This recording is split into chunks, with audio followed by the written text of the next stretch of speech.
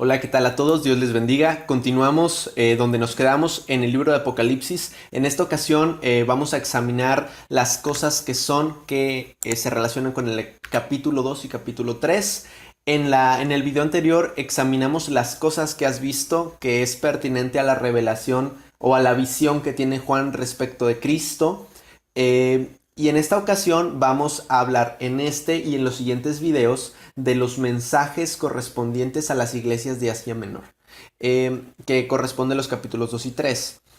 Cabe destacar que cada uno de estos mensajes que Cristo tiene para la iglesia o las iglesias tienen una estructura muy bien definida que se puede ver en cada uno de los mensajes. Tiene en primer lugar una dedicatoria, tiene una descripción del Señor en consonancia con la visión del capítulo 1, es decir, hay una descripción relacionada al capítulo 1 y lo vamos a ir viendo.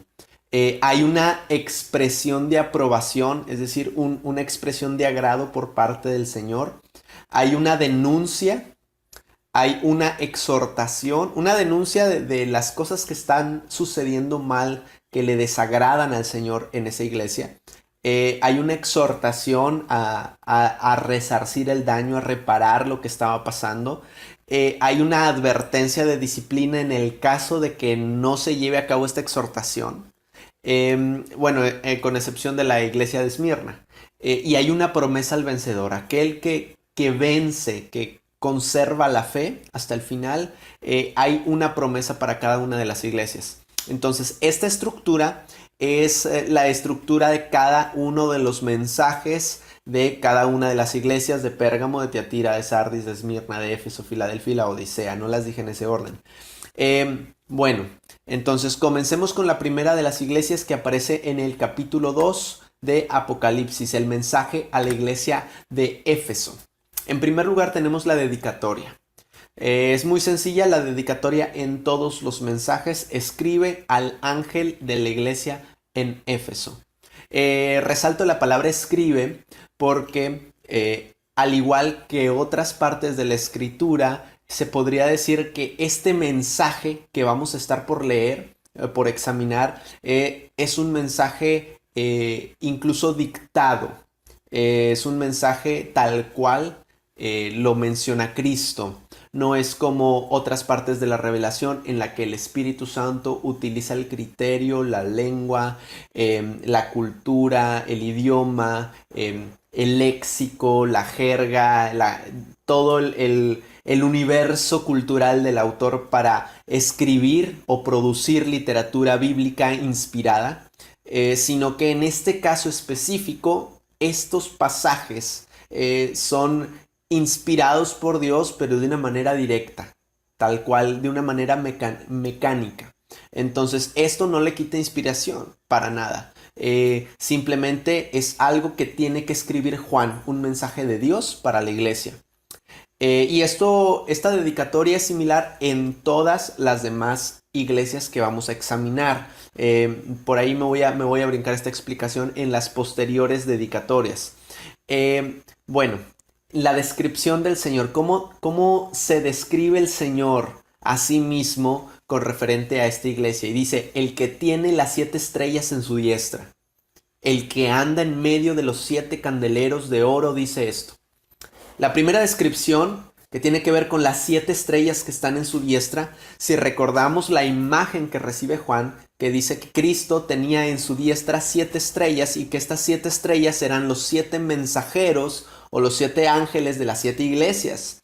Cada uno de estos ángeles o de estos estrellas son los pastores de estas iglesias. Son los encargados de estas iglesias, son los ministros de estas iglesias. Y dice el Señor, yo soy el que sostengo con mi diestra a los mensajeros, a los pastores, a los administradores de mi iglesia. De manera que nosotros tenemos que empaparnos de este mensaje y saber que si Dios te está llamando al ministerio, te está llamando a servirle o a estar al frente o a trabajar en su obra, definitivamente el que tiene las 7 estrellas en su diestra, el que sostiene a sus siervos es el que te sostiene a ti. Este Dios todopoderoso sostiene a todos aquellos a quienes llama, perdón. Y dice, el que anda en medio de los 7 candeleros de oro. Recordemos que en la visión los 7 candeleros de oro son un símbolo de las 7 iglesias, de manera que él camine por en medio de los 7 candeleros de oro implica que él camina en medio de las iglesias. Es un simbolismo que evoca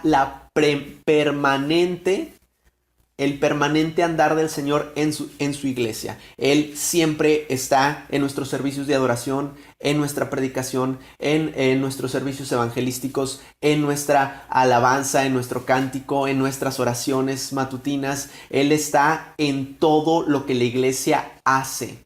Él se mueve en medio de su iglesia, de sus iglesias. Recordemos que el número 7 es un número que evoca la perfección.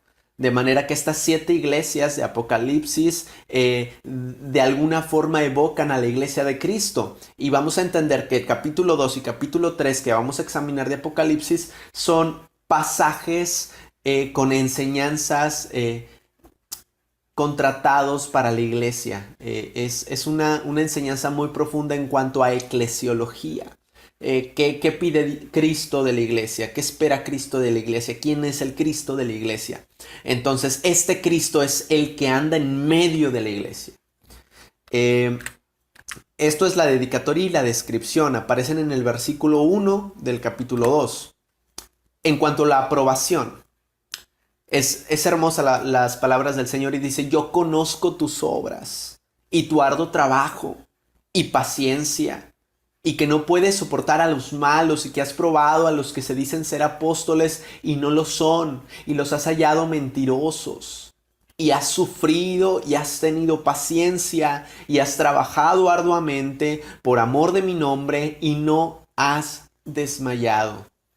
La descripción que hace Cristo de la iglesia de Éfeso es una iglesia trabajadora y paciente. De hecho, la expresión arduo trabajo evoca la imagen de un trabajo extenuante. Por comparar oficios. Un oficio, un trabajo secular donde estás de 8 de la mañana a 5 de la tarde en oficina, en el clima, en la computadora, escribiendo, haciendo llamadas. No es el mismo desgaste físico. Tiene sus desgastes emocionales, intelectuales, pero no es el mismo desgaste físico de un trabajador albañil que trabaja en el sol, colocando blocks, haciendo mezcla, trabajando con sus manos. Definitivamente el trabajo físico va a ser muchísimo más extenuante. Bueno, la expresión arduo trabajo implica un trabajo extenuante, es decir, cansancio producido por trabajar en el Señor. Estamos hablando de una iglesia que no se esforzaba poquito. Una iglesia que no es que hiciera pocas actividades, no es que se esforzara poco en la predicación o poco en la evangelización, sino una iglesia que hacía excesivamente de más, esforzándose para el Señor al grado de quedar exhaustos por el enorme trabajo que se hacía por Dios. Y la paciencia porque incluso el fruto no era muchas veces visible y se tenía que trabajar duramente, arduamente, aunque el fruto no se viera en la iglesia. La iglesia predicaba y predicaba y predicaba, aunque no hubiera fruto pronto. Era paciente, permanecía paciente, trabajando duro. Esa era la iglesia de Éfeso.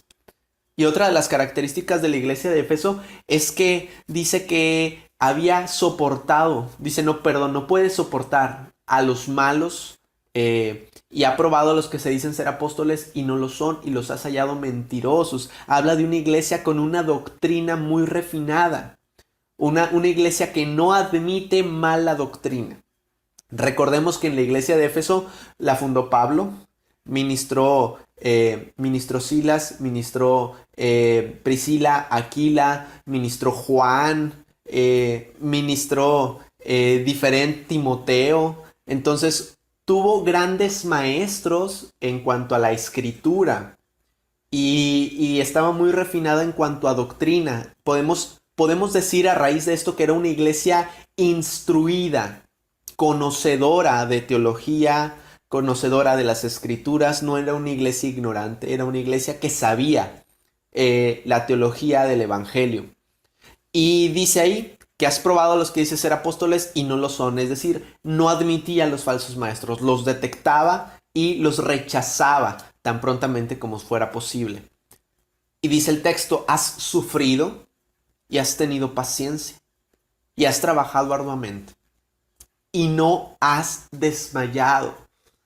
Es decir, a pesar de el cansancio extenuante que había experimentado la iglesia de Éfeso, del enorme esfuerzo de trabajar, del no ver fruto, había sido paciente. Y esta es la aprobación, esta es la alabanza que le da el Señor a la iglesia de Éfeso. Le dice, me fascina, iglesia, que seas así de trabajadora y que seas así de paciente y que seas así de instruida, dice el Señor. Pero después de la aprobación viene la denuncia.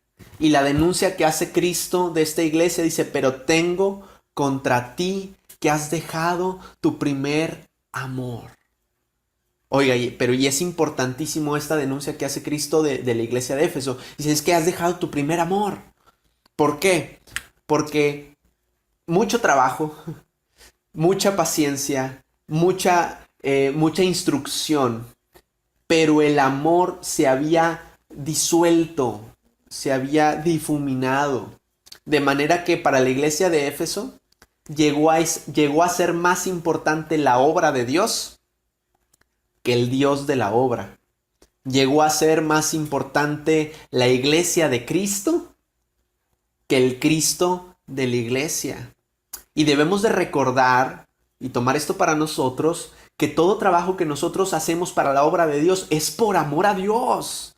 Y por amor a la iglesia y por amor a la gente, pero principalmente por amor a Cristo, quien motiva el ejercicio de los dones, quien motiva el ejercicio de los ministerios, quien motiva toda clase de servicios, es el amor producido en el creyente. Y de manera que si esta iglesia trabajaba mucho, pero no trabajaba en amor, quiere decir que se había vuelto mecánico, se había vuelto algo sin fruto. Y esto era lo que denunciaba el Señor. Dice, tengo contra ti que has dejado tu primer amor. Y le explica Cristo y los exhorta. Recuerda, por tanto, de dónde has caído y arrepiéntete y haz las primeras obras. Y este arrepentimiento, el verbo que se utiliza aquí es metanoia, que tiene que ver con dejar la situación en la que está uno y cambiar totalmente, cambiar drásticamente. Es decir, si ahorita yo no he expresado este amor, tengo que arrepentirme de la frialdad que he estado sintiendo y comenzar a buscar al Señor, enamorado del Señor. Y habla de volver a las primeras obras, de recordar el inicio con el que comenzó la iglesia, porque la iglesia no comenzó trabajando sin amor, no, comenzó trabajando enamorada, pero en el camino se desgastó, se cansó, se entristeció, flaqueó, pero la iglesia comenzó enamorada, y Cristo lo que le dice a la iglesia, recuerda de cómo comenzaste, lo que te motivó por empezar. Y vuelve ahí, vuelve a ese lugar y vuelve a retomar el trabajo, pero ahora enamorado del Señor, enamorado de mí. Y entonces esta exhortación es la que Cristo le da a la iglesia de Éfeso. Ahora, algo interesante, hermanos. La advertencia y la promesa del vencedor en esta iglesia y en todas las demás iglesias que vamos a platicar el día de hoy, se relacionan con el evento escatológico de la venida del Señor.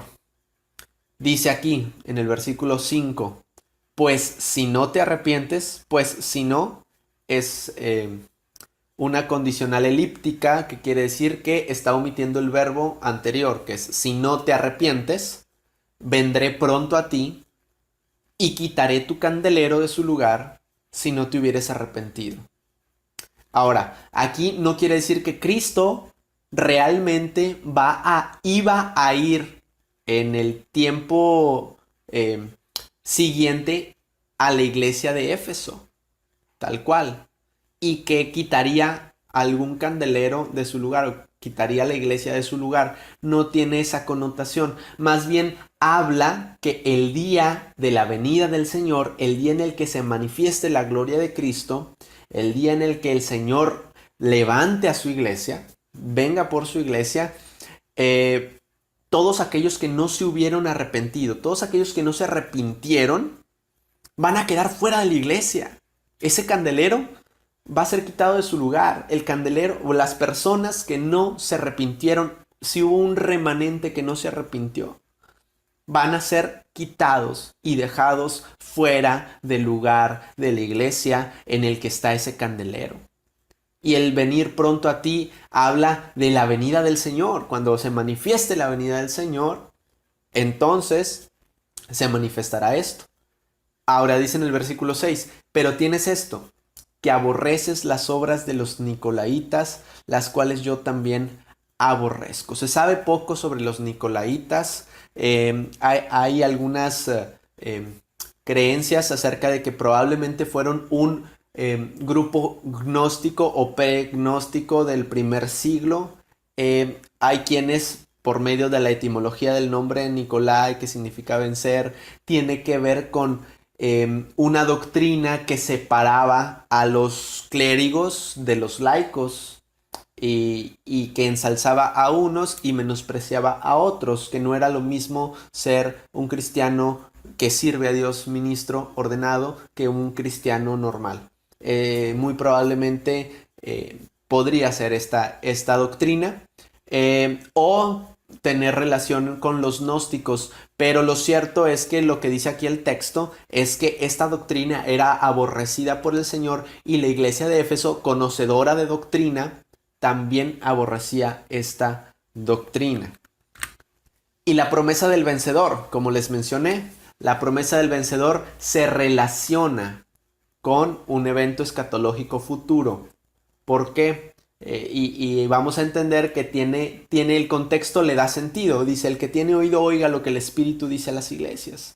El que venciere, le daré a comer del árbol de la vida, el cual está en medio del paraíso de Dios. Pregunto, una pregunta retórica porque obviamente no me van a poder contestar o yo no los voy a poder escuchar.